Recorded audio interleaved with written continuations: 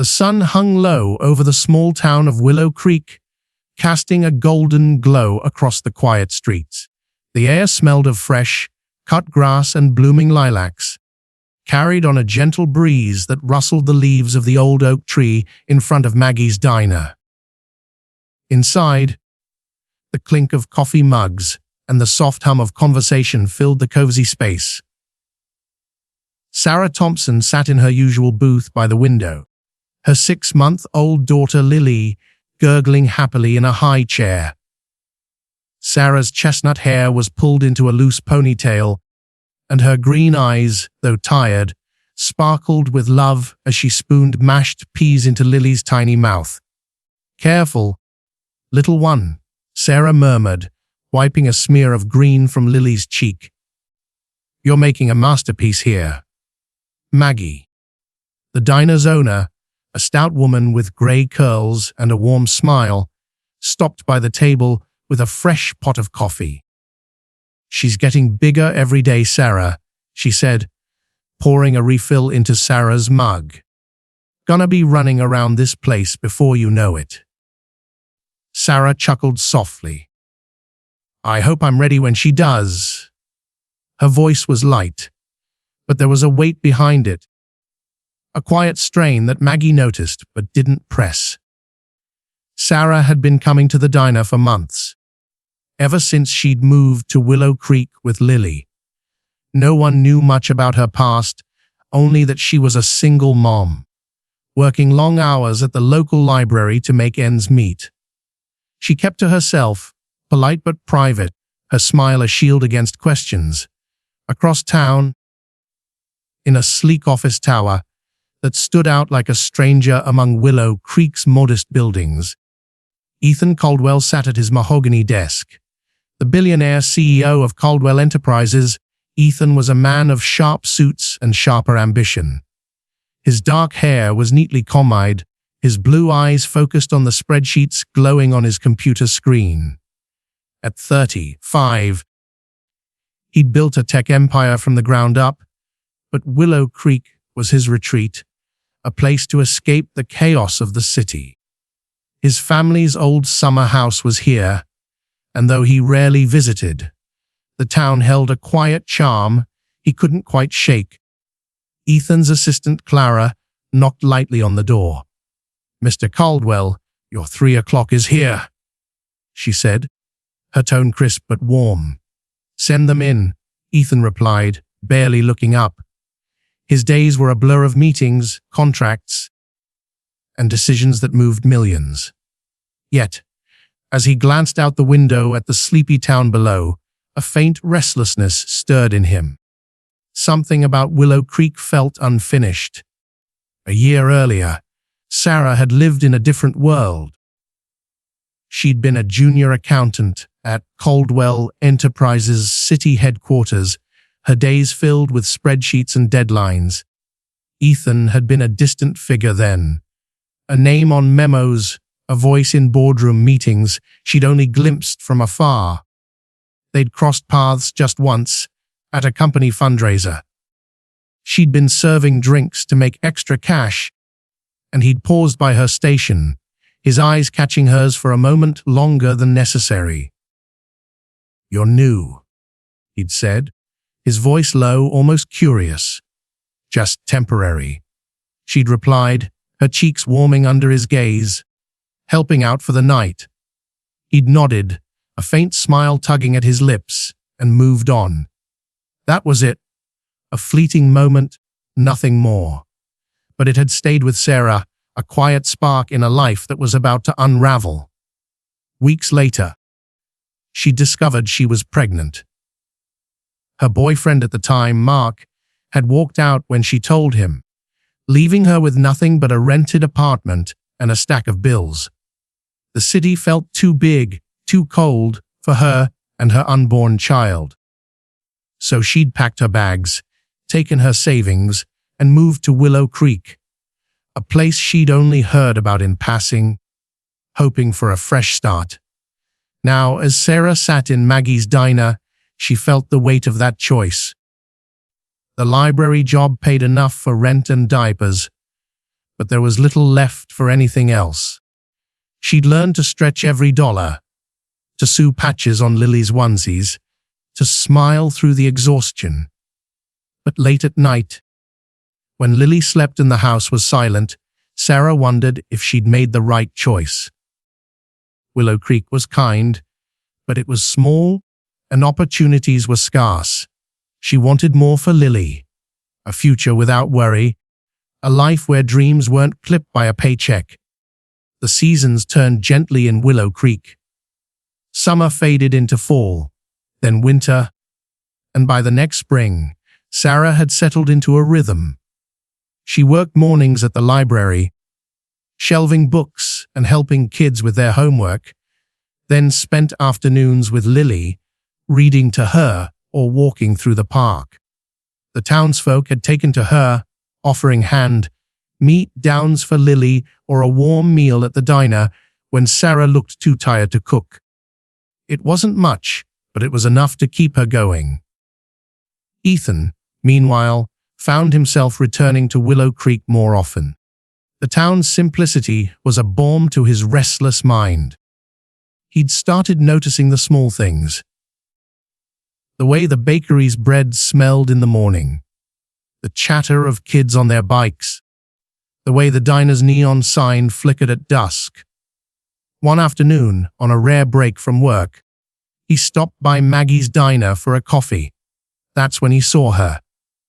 Sarah was at the counter, balancing Lily on her hip while paying for a takeout order. Her hair was a little messier than he remembered, her face softer, but those green eyes were unmistakable. Ethan froze, the memory of that fundraiser flashing back. She hadn't been just a server that night. She'd been someone. Someone who'd made him pause, if only for a moment. "Sarah," he said, stepping closer. She turned startled, her eyes widening as recognition dawned. "Mr. Caldwell?" "It's Ethan," he said, offering a small smile. "You worked for me, didn't you?" "In the city." She nodded, shifting Lily to her other hip. "While ago. I'm here now. Can see that?" He glanced at Lily, who was chewing on a teething ring. "She's beautiful." "How old?" "Almost a year," Sarah said, her voice softening as she looked at her daughter. "Her name's Lily." They talked for a few minutes, the conversation light but careful. Sarah didn't mention why she'd left the city, and Ethan didn't ask.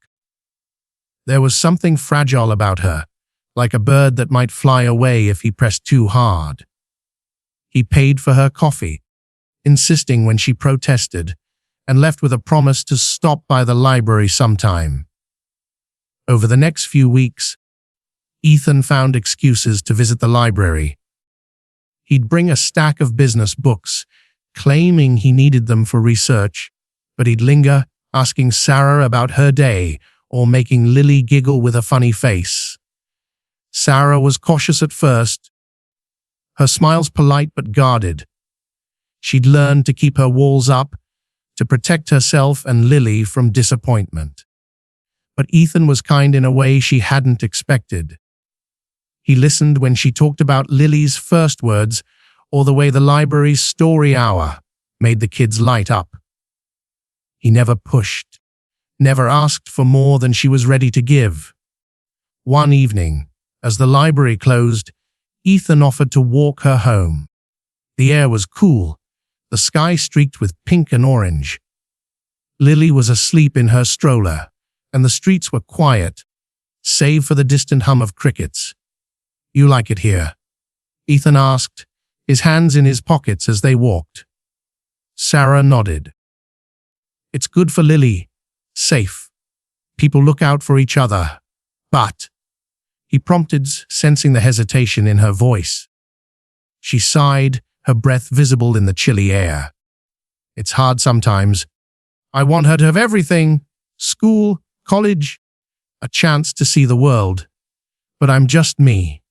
I don't know if I can give her that." Ethan was quiet for a moment, his shoes scuffing softly against the pavement.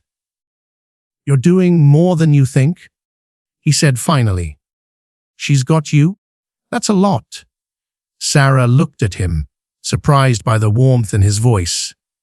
For a moment, their eyes met, and something unspoken passed between them, a flicker of understanding, of possibility. But Sarah looked away, her heart too bruised to trust it.